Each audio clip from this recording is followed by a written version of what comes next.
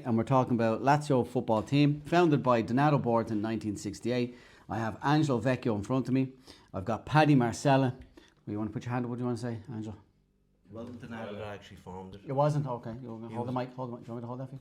He was actually involved in it, but it was actually him and a fella that I can't really remember his name at this point. It was Domenico, was it? Domenico, that's it. All right, he founded it. He founded it. Him and Donato together founded it. Now, when you look at when I typed it up in the internet, it says Donato Boards that founded. Is that incorrect? Well, it was kind of a man as well. Kind of came. Domenico Vella was his name. There you go. That was his name. No. No, he was a Vella. They used to call him. He was a guy known as Cooch. They used to call him. Okay. Cooch. Why did he go to jail? No. If you're going to throw that in, you got to tell us. Okay, so they founded in 1968. So why did they found this football team? Why, well, because there was at the time there was an interest in like all the locals that had come back from this area that had emigrated to what's Ireland. This area? We're talking about Mondatico. We're talking about Casalatigo and the surrounding areas. Okay. Valcomino. You know, they used to meet up every Sunday anyway and play their game of football. Okay. So, with the interest there, and at the time a lot of them would have been quite young as well, so they decided, let's form a team. Okay. And them, partly most of them being Lazio supporters and being from the Lazio area, they decided to call it Lazio. Okay, fair enough. Fair enough. The late Donato Borza obviously was a firm Lazio supporter, so that's where the name. And now, the initial few days or few years, whatever the setup, and that wouldn't have been great because of the business that they were in. You know, players turning up tired and this and that. They would have gone to games and maybe lost 7-0, 9-0, 10-0, 11-0. Till eventually they did, kind of settle down, get a bit of a settled team as such that used to be there every week, played with each other. Some of them were half decent, and they'd started to win the odd game or two. There was the other problem in the early days that because they were like a team of obviously immigrant background, there used to be quite a lot of fights. A lot of fights. Yeah. In the sense that like... Can you remember any of those fights? No, it would have been... I was only told all this like by the older players. Okay. You know. But they would have been going out to games and like, obviously getting insulted that because they were Italian and this and that, and then their English wasn't great. Because Italians obviously are hotheads, like, usually ended up in somebody getting, a punch here or throwing a punch there, stuff like that. Like, that was kind of commonplace in them early days. Okay. With the kind of second generation Italians that came along, the team started getting a bit better. Okay. There was quite a lot of good individual football players. So the team did start getting a bit better, like, you know what I mean? Any and they did. notable players that you remember? Well, you would have had the likes of Peter Borza coming up. You would have had the likes of Aldo Marini coming up, Libero Borza, and, coupled with the older ones like the likes of John Pierre Borza, that they were good anyway. Like the team began, well, they lasted only a small, they were nearly gone at this era. So the team did start, and then further on, more second-generation Italians started coming along, and the team started getting decent enough. At that point, a lot of the old school had left, so they needed to you didn't have enough of the Italian kind of second generation, so you needed to bring in the Irish connection. Was that a problem bringing in the Irish into the team? I can't really say for certain because, as I said, I wasn't present at it, so I don't know. But I do know that at one point there was a split, and there was a Lazio and a Lazio Federcairn, which was the home base of Lazio, and whether there was problems or not, maybe there could have been again. Italians are Italians, but that's the way that went on for a while, till eventually the whole Lazio Federcairn thing kind of fell apart, and it just became Lazio again, and it started again. At this point in time, it would have been a mixture, though. Okay. Second generation. What year are we talking about this? Now we're up to probably the 90s, late 80s, 90s, where you had a culmination of like young Irish players coming in that were friends of, some of the regular players, or maybe might have worked with some of them or knew some of them. And then there were the second generation Italians that had come through and were playing football as schoolboys anyway. So you had a different kind of, you had more of a settled kind of football establishment at this point. Did you ever find it difficult finding players? That era, no. No. That era, no. If you needed a player, they were found. Flinger was telling me a story one time. They were in Phoenix Park having a game, and they didn't have enough players. So there was a guy walking his dog. That was St. Dan's. That was in St. Anne's. St. Dan's, yeah. We gave him a pair of boots. Yeah, that is true. I think I was actually at that game. So can you tell us a little bit what happened there? I actually think that guy, if I'm not mistaken, went on to play for us for a year or two. I actually think he went on to play for us for a year or two. So wait a second. This guy's walking in St. Anne's Park. Yeah, he was actually a student, I think, in either DCU or one of them colleges. He was walking the park. We were short. Somebody said, "Look, I've boots. Okay, give them to him." He came to play, and he was actually very good. And I think he played for us for 2 or 3 years. Well, Yeah, Yeah. if I'm not can mistaken. you remember his name? I can't actually. I can picture the guy.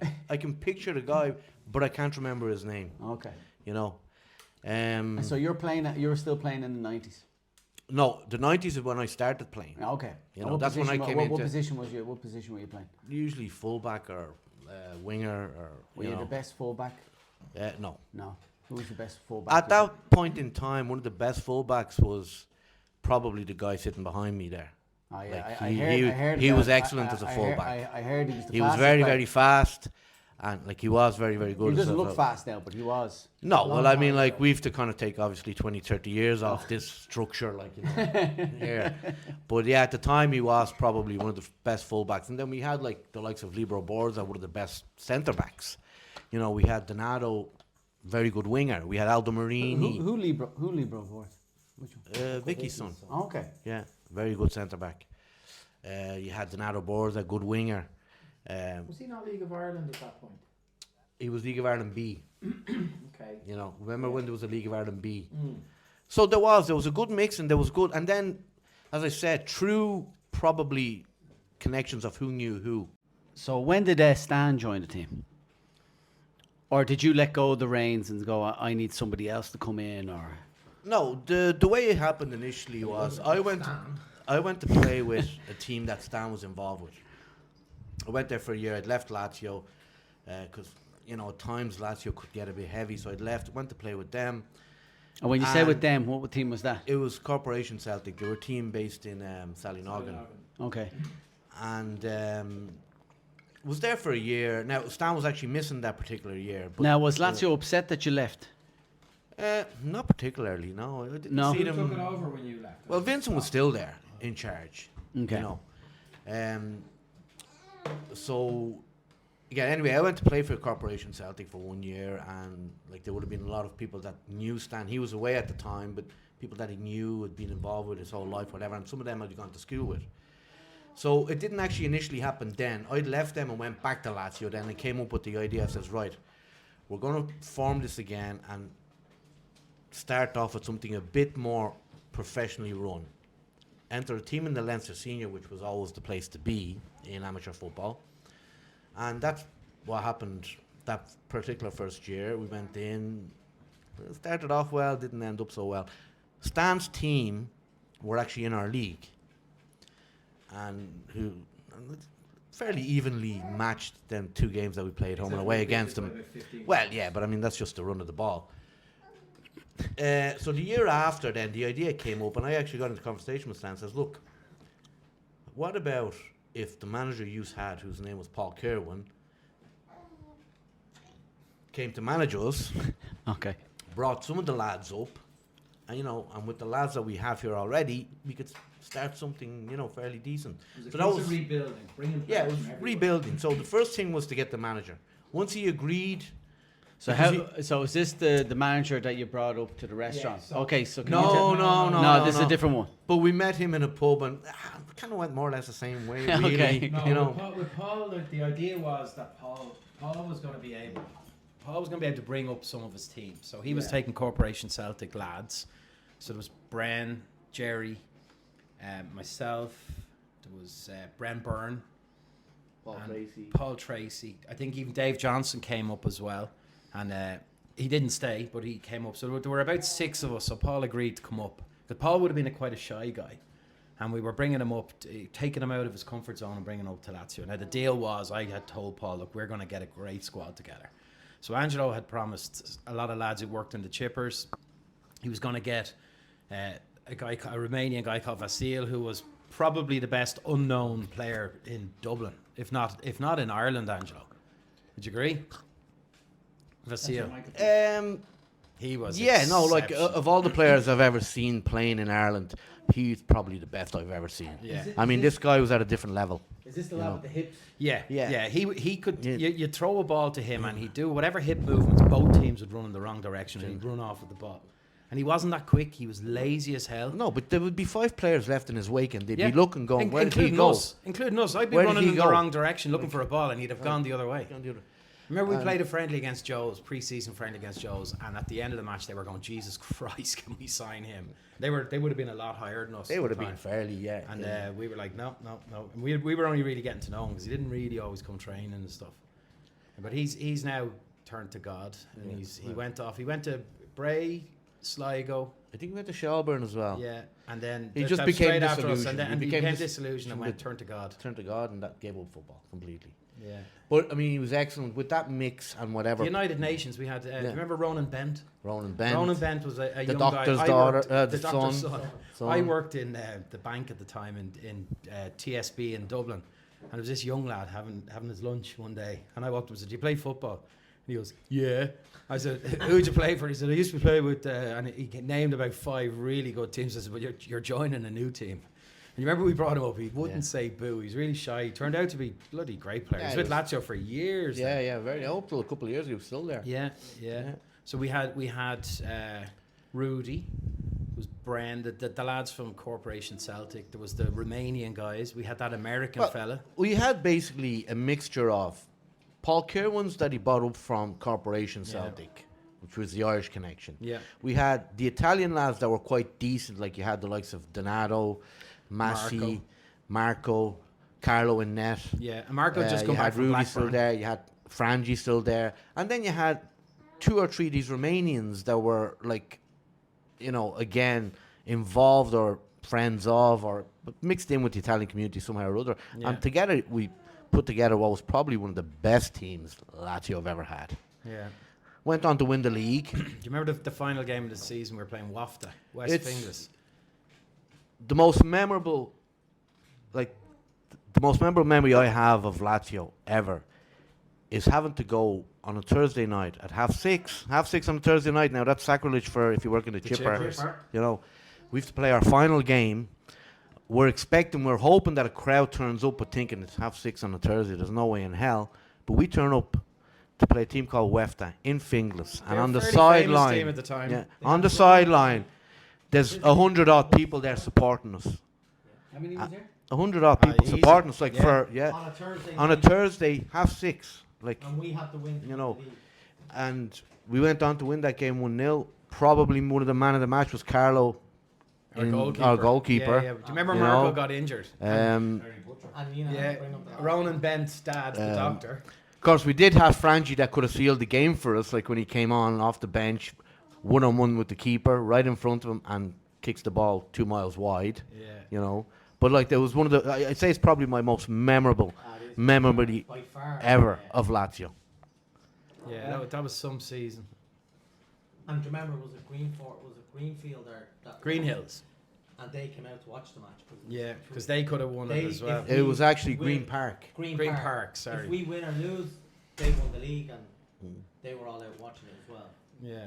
Then that was hitting the highs, and then after that, like obviously again, the lows came along. We'd loads You've of those. reached. Can you tell me about the German lad that came with the German? The Romanian. No, he it was was he the German- No, he wore the No, he German. wore a kit. German jersey.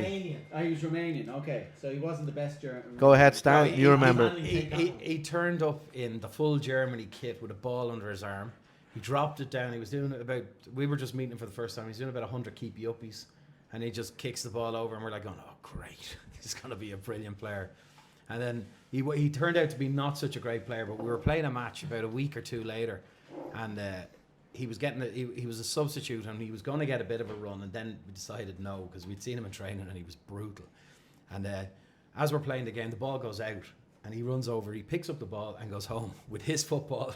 We'd no football. And Game called off. game called off. Referee had to abandon the match. No football. And we never saw him again. Do you remember he had revving his car as he drove off? Yeah.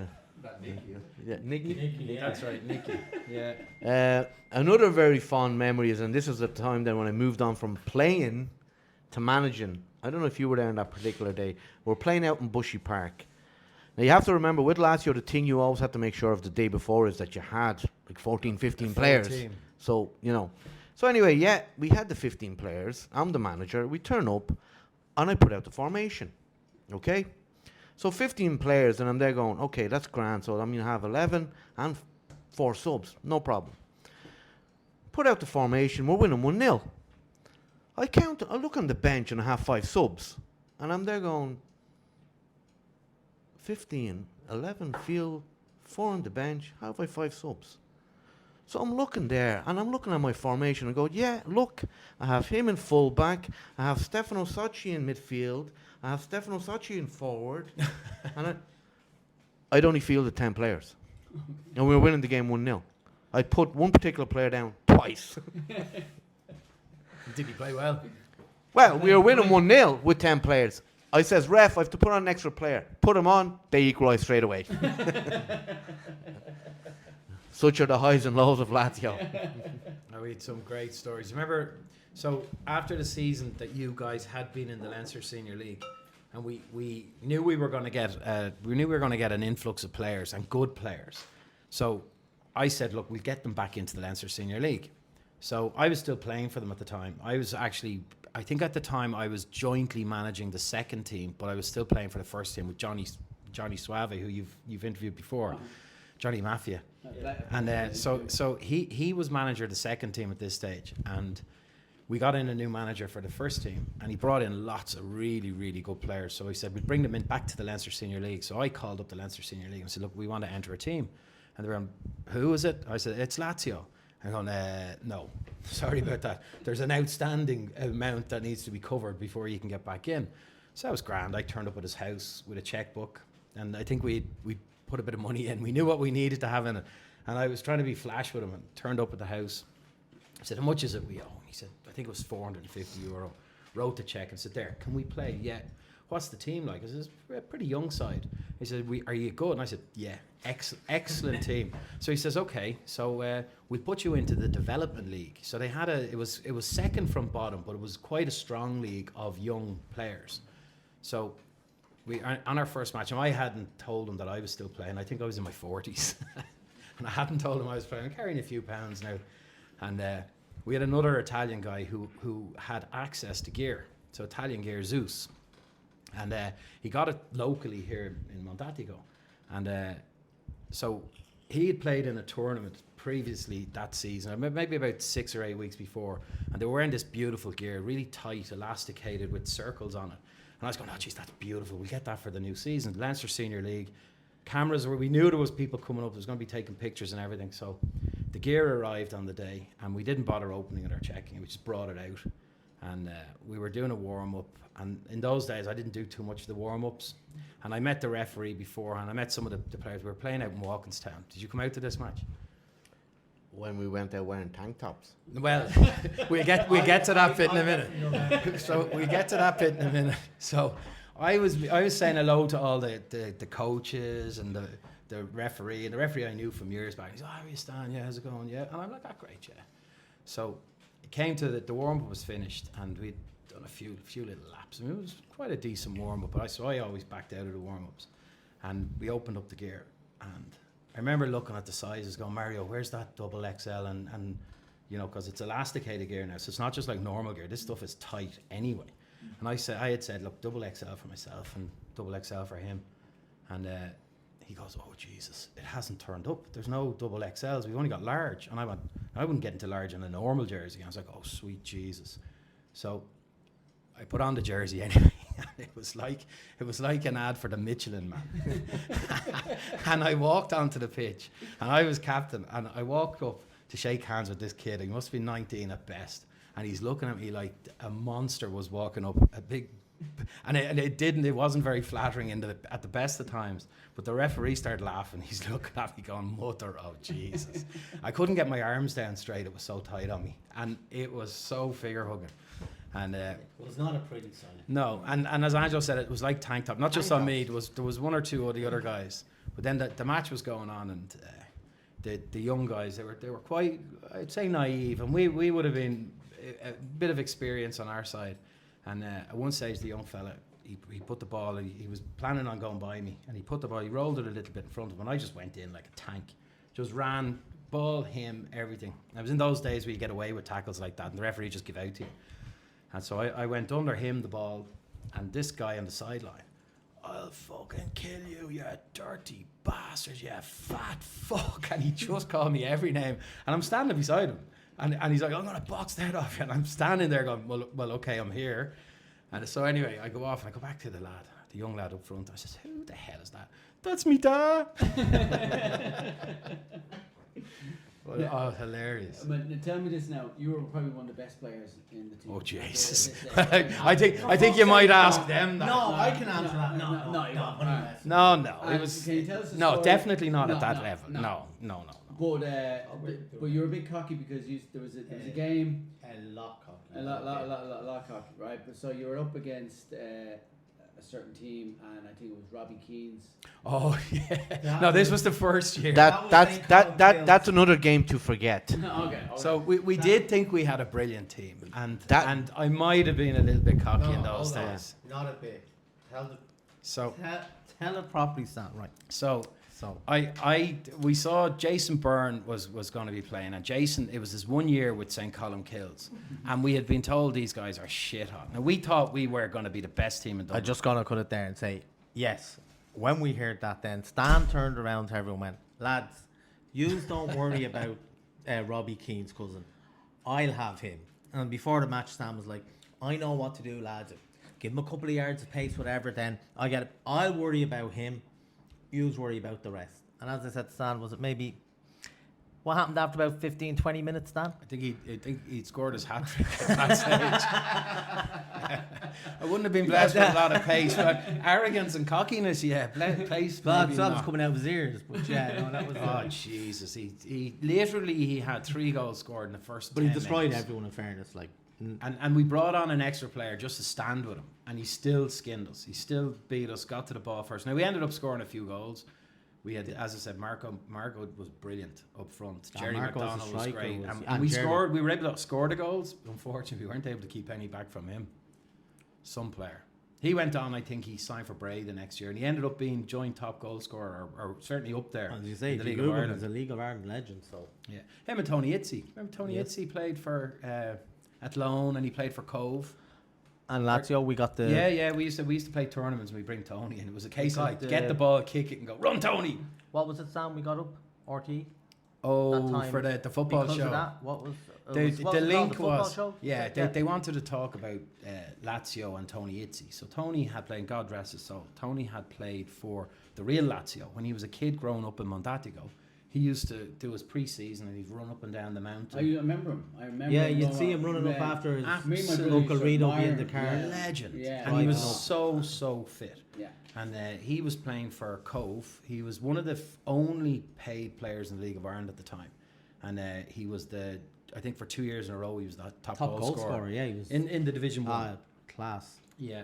But RTE decided to do on the football show, they decided to do a little thing about Lazio. And I was the manager at the time. And I was player manager. So And let's just reiterate, Stan's position at the time was. centre half. Thank you. So on the day they wanted to interview Angelo, so they talked. I think they interviewed Tony. I can't remember. I definitely remember. they V-Man. had a little interview with They Tony. interviewed you, Ange, didn't they? When RTE This is when Angelo. RTE came up for the football show. Yeah. And so they interviewed, and then they wanted to do. So they were telling us before, and they said, and we're going to do a little scene where we'll move into the dressing room. So I hadn't told the lads. I picked the team. I hadn't told the lads. And we knew the cameras were up, and so they finished interviewing Angelo, and it was like cue. They were pointing over, and I started the team talk, and I started calling out the team. I put myself centre mid, and you see all the lads go, "Whoa!" He's never been past the halfway line in his life. But I knew the cameras were there, so they go out. So the cameras set up for the match. Match kicks off. It was against St. John Bosco, and it was in the No, it was at home. It was at home. yeah. wasn't But it, Brad? what's the name of the league? What Was league it the AUL at the time? AUL, We were AUL at the Division time. 1C. It's Yeah. the year after we won the league. We got Yeah. promoted. It was The- Premier C then, because we Premier- won sorry, Division 1 Premier- Sunday, and yeah. then we moved up to Premier C. Premier C, and John Bosco, decent side, and they came up to play us, and they'd just done the interview, team talk, and they were like, okay, lads, if you want to go out now, you go out, and we'll start filming. So I remember thinking, lining up and tipping off, and all the lads all in the background going, you dirty fucker. I just thought it was hilarious, but as things would happen, and not for the lads didn't like it, but I actually scored. So I would never normally score now. Come on, just tell the truth. And you scored twice. Okay, I scored 2 goals, but on the first goal, I remember I scored the goal and I did it like a Ronaldo celebration. I knew where the camera was and I ran straight for it. And I looked up and there was the guy packing up and walking away with the camera, and all the lads on our team breaking their heart laughing as I'm kneeling on the ground. It was hilarious. Like, I have to say, we were all on the sideline going, oh, sweet Jesus, when Stan broke through on goal. We were like, oh no, please miss. And then he scores and we're all like, oh, shit. And then we look across and we're like, oh, there is a God, thank you, because the camera wasn't on. They were just leaving. And so, like that as good teammates do. That sweet Jesus became a common phrase in Lazio games. Like, I mean, we've had games where people have come onto the pitch and they forgot to put on their nicks or something. Yeah, shorts. And the referee's kind of going, lads, somebody, runs onto the pitch, he's forgot his nicks, he's there in his paisley boxer shorts running on, and the referee looking going, where's he going, lads? And we're going, sweet Jesus, he forgot to put on his nicks. He's up here now. He's up there as well. Yeah. There's been a few of them. Another particular fond memory is when we're playing a cup game out in Finglas. Derek Smith was the manager that year. We're losing. He has a subs bench. The subs bench consists of 2 players. At this point in time, obviously you're losing the game. Manager decides, right, time to make a change. You have to change this around. Looks around and goes, where are my subs? They're gone. Next minute, all you see is walking up the side of the line, the 2 subs with 2 big, huge McDonald's bags. Where the manager at that point decides, okay, no change to be made here. But look, I mean, what about the story about the 2 lads who were late to the game? We won't mention names. Remember they were late to the game because they got caught in traffic, Paddy? Oh, yeah, well, that particular one, I was in the car. I won't mention who was driving, who was in the passenger seat. But don't know where we were playing, but we were going through the Phoenix Park. And we're obviously, as usual, running late because the 2 usual suspects, And they were the usual suspects. Every all week of a was sudden, a story. The fella driving the car stops. And I'm like, what the fuck are you doing? Will you go? We're late. And he's like, shut up, Paddy, will you? And as he's doing it, you can't see, but he's waving. There was a car coming the opposite. He was waving this car through. He's going, I'm fucking letting that car through. Will you stop? And I'm like, for fuck's sake. And then I take a second look and I go, you were there about 5 minutes now. what the fuck you doing? I said, that car's fucking parked. And he was like, waving it through. Remember the same 2 guys turned up late for a match before in their casino gear? No, and then there was another story. One of the same guys. We used to go training, and he would drive the car. Mm-hmm. And we used to have this young goalkeeper called Graham. Oh yeah, brilliant keeper. Remember Graham? Yeah. Is it Ali's brother-in-law? Ali's brother-in-law. Yeah. So really good keeper, and it used to be Tuesday, Thursday training, and he lived in Tala, and we were local, so it'd be like, sure, I may as well just say it's fucking Flinger anyway. We all know, so it doesn't matter. Don't need to hide Flinger's identity. So it'd be like, me and Flinger would pick up Graham. I remember the first week, Flinger picks me up. We're heading up the training. We get up the training, we get out the gear, we get the thing. And I think it was that time Derek was still the manager? Could have been. I think it was around that time when Graham started first coming up just after Carlo. Was Derek still there? Yeah. Was it Derek? Well, yeah, I think he was there. And we'd arrive up and he'd be like, all right, lads. And he goes, where's Graham? And you'd be like, oh, fuck. And he'd be outside his house waiting, and we'd have forgotten. And I'd say Flinger done it maybe every couple of weeks. And there was another time. Well, that was probably our fault, like putting him in charge of he was the kit manager at this point. That was the first game of the season. Was it we played out in Ashburn? Yeah. No, we met at St Margaret's roundabout in Finglas, right? To go to Ashburn. I think it was might have been we to were go to Ashburn. Yeah. But we'd made a decision to put this particular guy in charge of the kit. Which was Flinger. Kit manager. We meet up there. We're going to Ashburn. It's fingless. About a half an hour before kickoff, maybe, this particular kit manager arrives. Frangie, where's the kit? Oh, shit, wait a sec. Have to run all the way back to Tallaght to get it. Comes back again. Frangie, yeah. Where's the goalkeeper? Oh, shit. Has to go all the way back to Tallaght again to get the goalkeeper. But that was literally every week he'd forget You the could tell goalkeeper. we were not the brightest. But again, us putting him as kit manager wasn't exactly, it was probably down to management. We could blame that one on. So is this after you win the league? This I was know, this, this I think is- it was yeah. 2 seasons or 3 This could have been seasons later. we were AUL then, and Could then have did we go UCFL? Just that. Could have Were we been. still- we went there well. Yeah, because it was the We Saturday. got promoted. Didn't Did do. we not lose a cup final that time? You were managing. We played out in the AUL complex. Remember? Yeah, that was UCFL. That was. Was that after it UCFL? Yeah.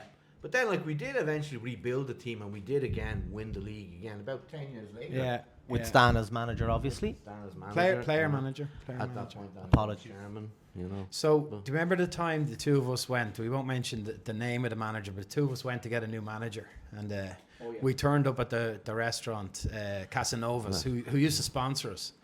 And I had said to Angelo, now listen, this guy, he's good manager, great player. I said, whatever you say, don't say anything about money. We'll keep that to ourselves. There's going to be no money changing hands. Now, Angelo and I had a plan for raising money, and we had a few bob put aside that we could get a manager in and someone that could rebuild the team. We were looking at rebuilding it, and he was going to bring in loads of players.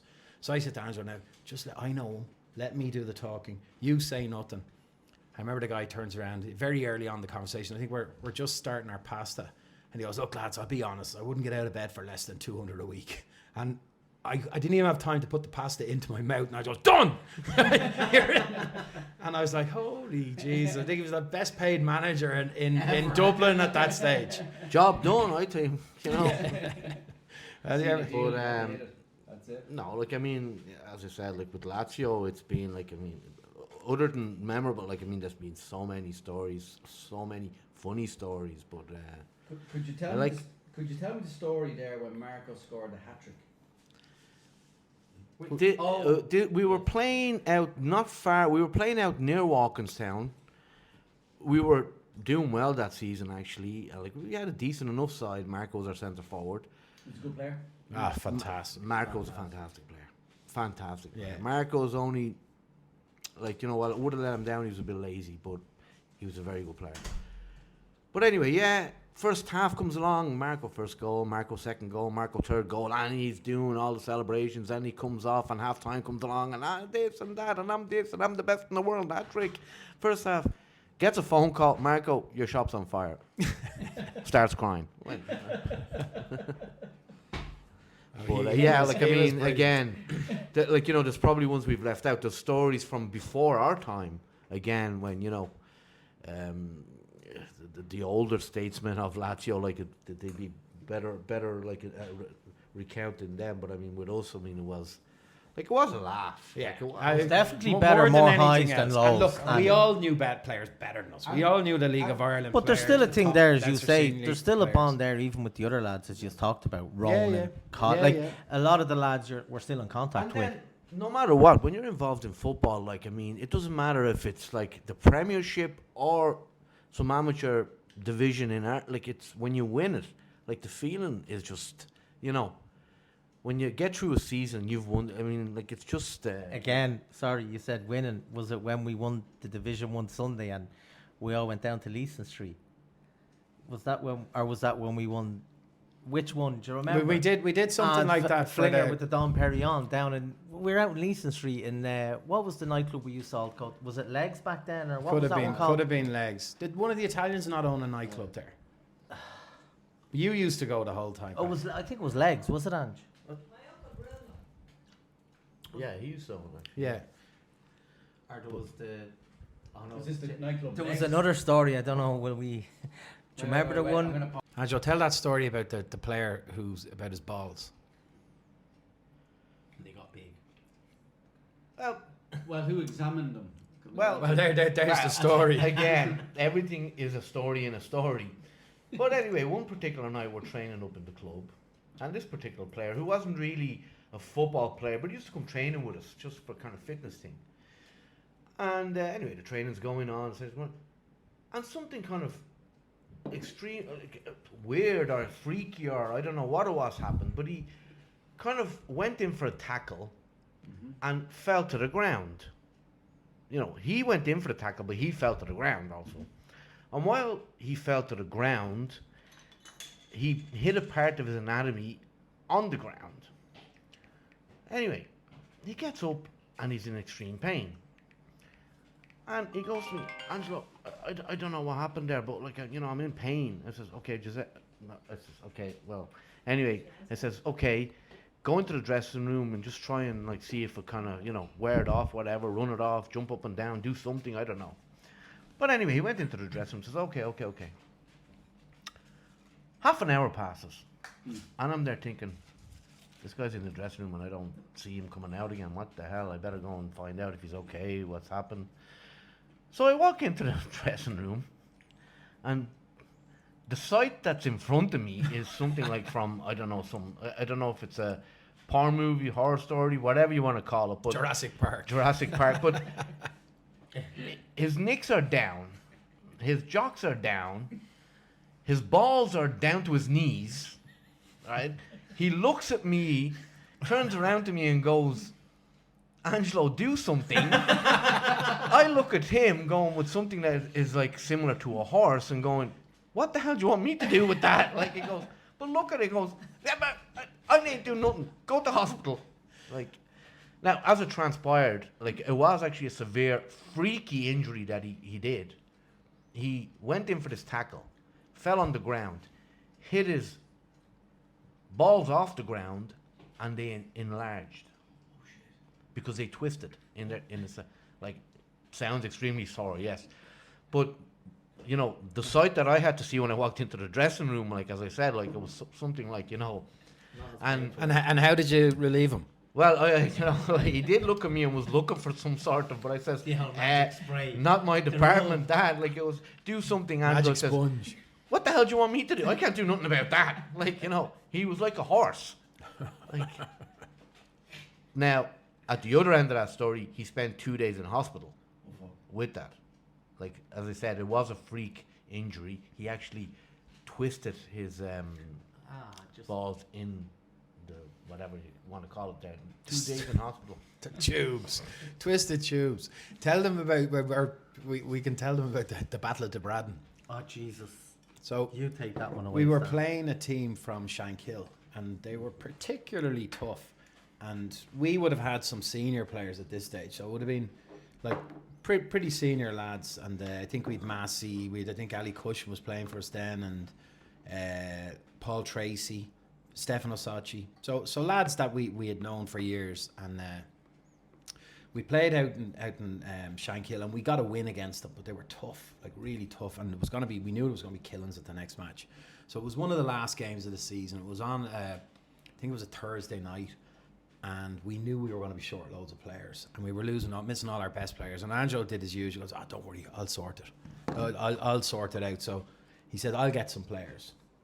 So when we turned up, these young lads came along. Angelo, do you remember the young lads you brought up from break? They were all real nice. I brought up 4 young lads, all probably not even 20. They were 18 or 19, all teens, you know. And Stan was there, and he was there looking at them and going, these are all nice, quiet lads, you know, well deserved. But I mean, I kind of... You knew they were good players. I knew they were good players. I also knew their background, as in where they were. But like, yeah, they were. And then... Well, I remember what during the match. later, Well, during the match, I remember their centre forward kept niggling at me, and we were pushing and hitting, and it was all fine. There was nothing crazy about it, but a little bit of pushing. But he stood on the guy that was one of the nice young lads. He stood on his foot, and your man says, "Do that again, I'll fucking burst you." So this was just around half time, and your man was laughing at him because he was only young looking, and so then just into the second half, I don't know what happened. I think it was an elbow, and I had to go to hospital. And Paddy brought me to hospital, and he told me it's okay, it's not too bad. And I was like, oh, grand. And we had a jersey wrapped around the head, and good old fashioned kind of tough guy style. The jersey wrapped around my head with a little bit of blood coming out. I remember going to Tala Hospital, and went into we were walking around, we were a bit lost, Paddy and myself, and a doctor came over and he says, "You okay?" I was like, yeah, nothing wrong. So, because Paddy had told me it was only a little nick. And he took the jersey off and he's going, holy fuck. Half my eye was hanging down. And Paddy was like, I wasn't going to tell you. So long story short, I then got patched up, a few stitches in the eye, and that was grand. And the following Thursday, so I had heard the match was abandoned. And it was all hell had broken loose. And, you know, match was abandoned. And on the Monday night, we got called into the league to explain what had happened. And I turned up. Another common occurrence, getting called into the league. Yeah, and they knew us by name. Like, we used to sit in front of them. So I got called in, and it was particularly kind of an old bunch of people on the committee of the league, and it was an easy one to talk them around. Once you knew them, it was fairly easy to kind of catch their word, get them catch up their own words. So we were sitting, and they said, we've got the referee's report. And I'm sitting there now with stitches on my eyes and two black eyes, and which was another regular occurrence. But I was sitting there looking at them. I think I wore a suit in, and they were there. They had their own meeting, and they used to, on a Thursday evening, they used to bring in all these people who'd been sent off, would be outside waiting. And then I was brought in, kind of the last person of the day, to represent Lazio, because I was the manager as well at the time. And or maybe you were the manager and I was captain. Massey was the manager. Was he? Yeah. So anyway, I used to go in and represent the team the whole time, because they all knew me and I knew them. So I was sitting there, and the referee's report, I looked at it, it was pretty hefty. They page after page, and they were like, this is the most shocking story we've heard in a long time. So what had happened when we were bringing the young lads up, we gave them names. We had signed up some lads on the team under not fake names, they were real names, but lads who weren't playing for us. So that if ever we needed to do this, it was kind of pretty common occurrence in those days. So we had two lads. Especially with Lazio. Yeah, and we had two lads, two brothers, who one of them had never had a yellow card in his life, and the other one hadn't really even played for Lazio. So, as the story went, after I'd gotten taken off, the young guy that was sitting at the back had said to this guy, "You do that again, I'm going to kill you." And about 5 minutes after that, your man pushed him or did something. And this is now I was listening to this from the referee's report. So the referee's report. So the bit I was kind of listening to was it was a physical game. wasn't too bad up till halftime. Then at halftime, the injury to me, the game was stopped for about 5 minutes as I was taken off. And so they said that the game started again, and as the guy that it was playing centre half, someone else came on. One of the subs came on. We only had one or two came on and played in my place, and the guy pushed him, and he turned around and he says, "Right, I have to warn you." And he takes an almighty swing and he belts. So they're given the name. So it's one of the Italian guys we know very well. Said, and they were brothers, as I say. So I won't mention their names. They'll know who I'm talking about. So the first brother had never been booked in his life. Threw a swing. So they said, so this guy threw a swing, he said, and then his brother, then at the other end of the pitch, started beating up another fella. And the other lads that Angelo brought up, the two lads just grabbed the first guy that they could and started beating the shit out of him. So our lads were kind of going, oh, Jesus Christ, trying to break it up. So the referee, eventually they get the calmness is brought, and the referee abandons the game.